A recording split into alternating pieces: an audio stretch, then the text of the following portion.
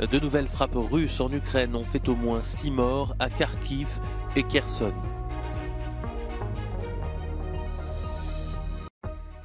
Anthony Blinken à Pékin, le patron de la diplomatie américaine veut renouer le dialogue alors que les tensions entre les États-Unis et la Chine sont au plus haut.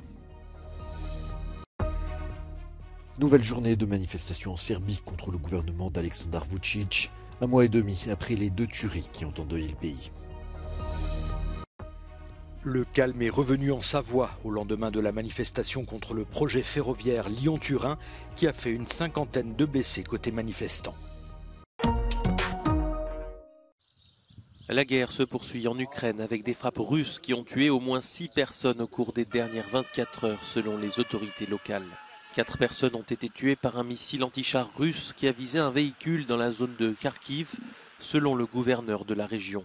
Près de Kherson, 2 personnes ont été tuées par des tirs d'obus qui ont ciblé des quartiers résidentiels, des établissements d'enseignement, des bâtiments administratifs et un centre commercial, selon le gouverneur local.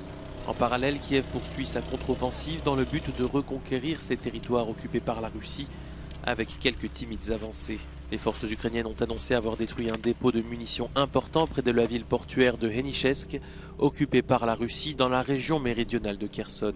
Le bilan des inondations consécutives à la destruction du barrage de Kakhovka s'est pour sa part alourdi à 16 morts dans les territoires ukrainiens, selon le ministère de l'Intérieur, tandis que les autorités russes ont fait état de 29 morts dans les territoires contrôlés par Moscou. Le secrétaire d'État américain Anthony Blinken est arrivé à Pékin ce dimanche. C'est la visite de plus haut niveau d'un diplomate des États-Unis en près de 5 ans. Si personne ne s'attend à des avancées majeures, tant les sujets de friction sont nombreux, l'idée reste toutefois d'amorcer un dégel diplomatique et de maintenir le dialogue. Parmi les principaux contentieux, le commerce et l'île de Taïwan, dont Pékin n'a pas exclu de s'emparer par la force. La rencontre était prévue en février dernier, mais elle avait été annulée à la dernière minute en raison du survol du territoire américain par un ballon chinois.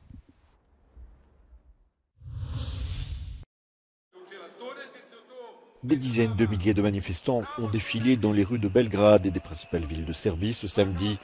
Ils ont bloqué des axes de circulation majeurs et dénoncent la politique du président Aleksandar Vučić, un mois et demi après les fusillades qui ont endeuillé le pays, faisant 18 morts et 20 blessés, dont plusieurs enfants.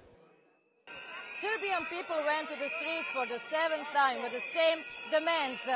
First of all, resignation of the police minister, resignation of the director of the National Security Information Agency. Also, they want for 2 television networks to lose their license because they promote violence in Serbia.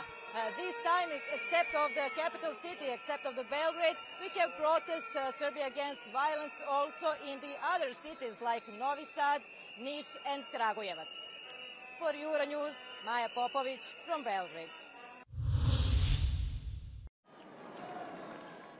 Le pape François a célébré l'Angélus ce dimanche devant des milliers de pèlerins rassemblés sur la place Saint-Pierre au Vatican. Un grand retour après son opération de l'abdomen début juin. Le souverain pontife a condamné l'attaque qui a fait au moins 41 victimes vendredi soir dans un lycée en Ouganda. Il a également fait part de sa tristesse après le naufrage d'un bateau de migrants mardi au large de la Grèce, ayant fait au moins 78 morts.